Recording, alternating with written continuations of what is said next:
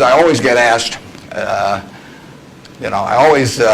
people always say, well, who should I go to work for when I get out? And I've got a very simple answer. We may elaborate more on this as we go along, but the real thing to do is to get going in for some institution or individual that you admire. I mean, it's crazy to take in between jobs just because they look good on your resume or because you get a little higher starting pay. I was up at Harvard a while back, and a very nice young guy picked me up at the airport, Harvard Business School attendee, and he said, look, he said, I went to undergrad here, and then I worked for X and Y and Z, and now I've come here.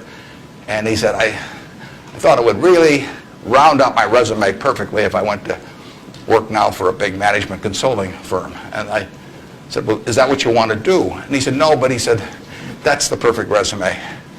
And I said, well, when are you going to start doing what you like? And he said, well, I'll get to that someday. And I said, well, I said, your plan sounds to me a lot like saving up sex for your old age. It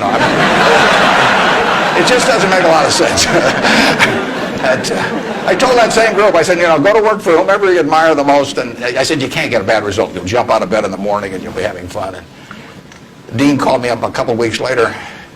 He said, what'd you tell those kids? He said, they're all becoming self-employed.